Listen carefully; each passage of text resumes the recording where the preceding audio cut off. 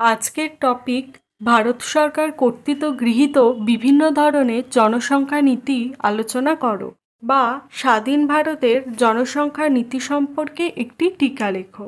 Importance of question very important. Paper or course population studies, population and society. Bharat স্বাধীনতার পর থেকেই জনসংখ্যা বৃদ্ধির সমস্যার মোকাবিলা করতে বিভিন্ন ধরনের জনসংখ্যা নীতি গ্রহণ করেছে। দ্রুত জনসংখ্যা বৃদ্ধি দেশের অর্থনীতি, সমাজ, স্বাস্থ্য ও পরিবেশের ওপর বড় ধরনের প্রভাব ফেলে।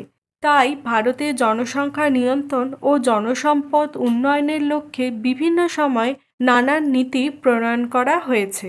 এই প্রবন্ধে স্বাধীন ভারতের জনসংখ্যা নীতির সংজ্ঞা, ধরন, উদ্দেশ্য এবং বিভিন্ন পদক্ষেপ বিশদভাবে আলোচনা করা হয়েছে।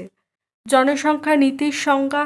জনসংখ্যা নীতি হল একটি দেশের সরকার কর্তৃক গৃহীত পরিকল্পিত ও কাঠামোবদ্ধ ব্যবস্থা যা জন্মহার, মৃত্যুহার, জনসংখ্যা বৃদ্ধি, অভিবাসন এবং জনসংখ্যা সংক্রান্ত অন্যান্য বিষয় নিয়ন্ত্রণ ও পরিচালনা করে।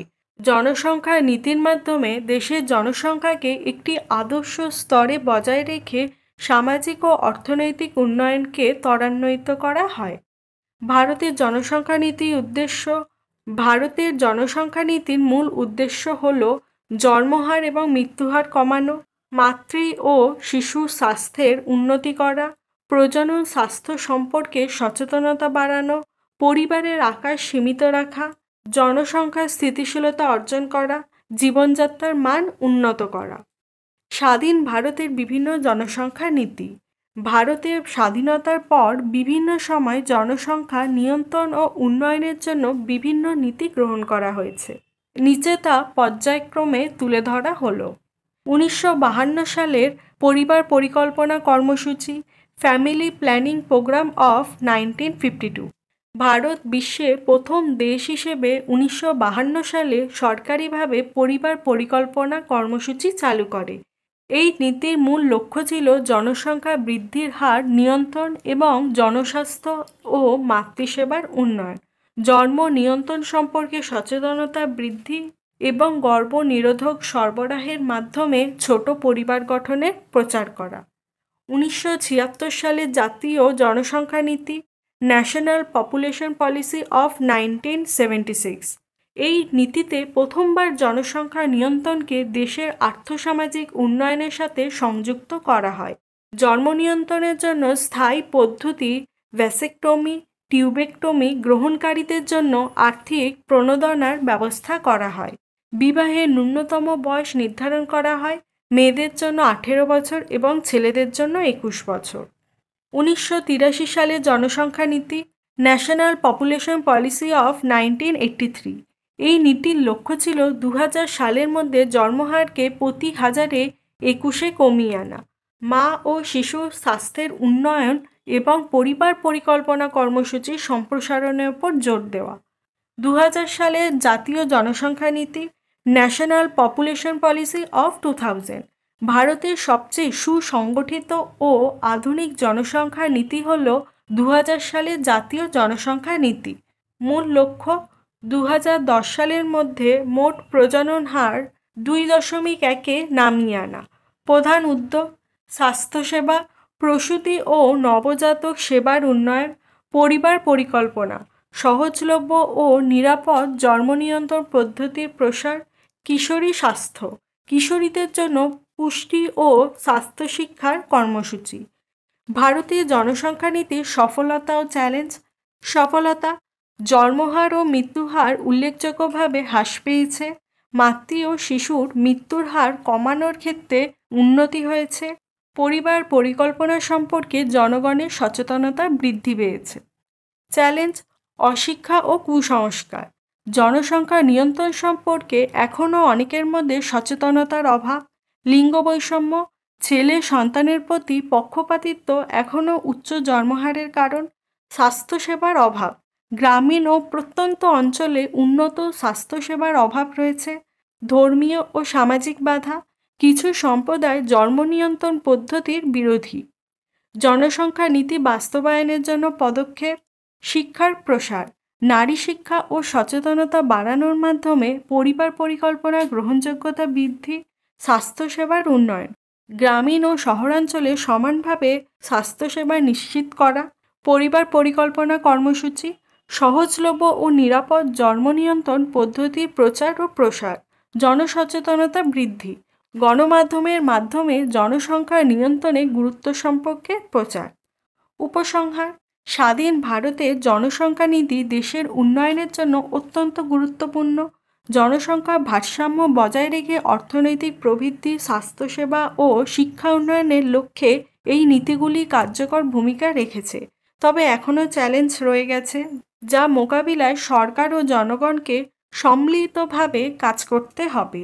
জনসংখ্যাকে সম্পদে রূপান্তর করার জন্য দীর্ঘমেয়াদী পরিকল্পনা ও সঠিক বাস্তবায়ন অত্যন্ত জরুরি। আমি এখন কিছু গুরুত্বপূর্ণ কথা বলবো, তাই ভিডিওটা শেষ অবধি দেখো।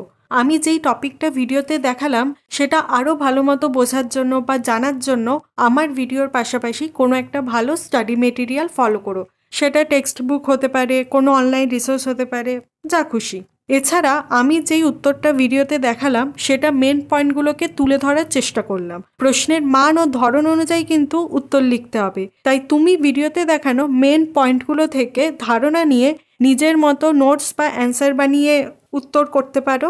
এছাড়া আরেকটা উপায় তুমি করতে পারো, তুমি এই কোশ্চেন বা যে কোনো সোসিওলজি কোশ্চেনের জন্য আমার পেইড ভার্সন নিতে পারো। পেইড ভার্সনে বেনিফিট কী আছে?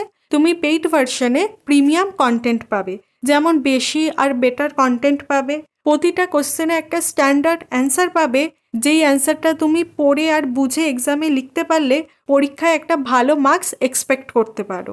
কিছু কোশ্চেনে অ্যান্সারের সাথে ফ্লো চার্ট, টেবিল, ডায়াগ্রাম এগুলোও পাবে, যেটা ইউজফুল আর হেল্পফুল হবে তোমার জন্য।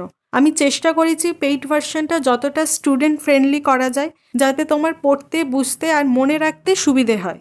এরকম আরও অনেক ফিচার্স আছে পেইড ভার্সনে, যেটা ফ্রি ভার্সনে থাকলেও লিমিটেড। শেষে টেস্টিমোনিয়াল হিসেবে বলতে পারি, আমি নিজেও এই নোটসগুলো পড়ে 75%-এর ওপর পেয়েছি। ইনফ্যাক্ট আমি নিজের সময় এত এফর্ট দিয়ে নোটস বানাইনি যতটা এখন এফর্ট দিয়েছি, কারণ আমি চেয়েছি তোমাকে যতটা ভালো কন্টেন্ট বা নোটস প্রোভাইড করা যায়। পেইড ভার্সন কেমন হতে পারে সেটা দেখার জন্য ডেসক্রিপশন বক্সে ট্রায়াল ভার্সনের লিঙ্ক দিয়ে দেব, সেখানে কিছু কন্টেন্ট থাকবে, সেটা দেখতে পারো। এবার পেইড ভার্সন কিনতে যদি কেউ ইন্টারেস্টেড থাকো, তাহলে ওপরের ডান দিকে আই বাটনে ডেডিকেটেড একটা ভিডিও দেওয়া আছে, সেটা দেখতে হবে। তুমি এই ভিডিওতে দেখানো উত্তরটা বা কন্টেন্টটা কোথায় আর কিভাবে পাবে? তুমি এই ভিডিওতে দেখানো উত্তরটা বা কন্টেন্টটা আমার ওয়েবসাইটে পেয়ে যাবে। ওয়েবসাইটের লিঙ্ক ডেসক্রিপশন বক্সে পেয়ে যাবে। এছাড়া আমার ওয়েবসাইটে অনেক কোশ্চেন অ্যান্সার অলরেডি পোস্ট করা আছে, তাই অন্য যে কোনো প্রশ্নের উত্তরের জন্য তুমি সরাসরি সার্চ বারে গিয়ে সার্চ করে নিতে পারো যেই টপিকটা তোমার লাগবে। কয়েকটা কিওয়ার্ড দিলেই সেই অনুযায়ী কোশ্চেন অ্যান্সার চলে আসবে। এছাড়া ওয়েবসাইটে কী কী পোস্ট বা কন্টেন্ট আছে সেটা জানার জন্য তোমাকে লিস্ট অফ পোস্টে ক্লিক করতে হবে। এখানে তুমি একসাথে সব ডিটেলড ইনফরমেশন পেয়ে যাবে। এক্ষেত্রে আমি একটা ছোট্ট কথা বলে রাখি, কখনো ভিডিও পাবলিশ করার পর আমার উত্তরে বা কন্টেন্টে কিছু চেঞ্জেস বা নতুন কোনো ইনফরমেশান অ্যাড করার হলে সেগুলো আমি ওয়েবসাইটে চেঞ্জ বা আপডেট করে আসি, ভিডিওতে আর করতে পারি না, তাই ওয়েবসাইটটা মাঝে মধ্যে ভিজিট করো।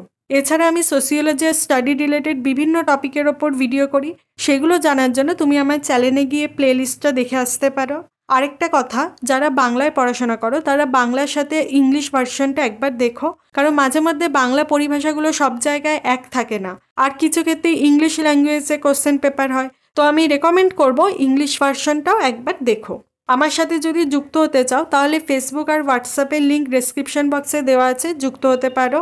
এছাড়া আমার একটা রিকোয়েস্ট আছে, আমি ডেসক্রিপশন বক্সে একটা গুগল ফর্মের লিঙ্ক দেব, যেখানে তুমি কলেজের কোন ইয়ারে পড়ো বা কোন টপিকের ওপর ভিডিও চাইছো এই ধরনের কিছু প্রশ্ন থাকবে, সেগুলোর উত্তর দিলে আমি তোমাদের রিকোয়ারমেন্টটা ভালো মতো বুঝতে পারবো, সেই অনুযায়ী আরও ভিডিও করতে পারবো।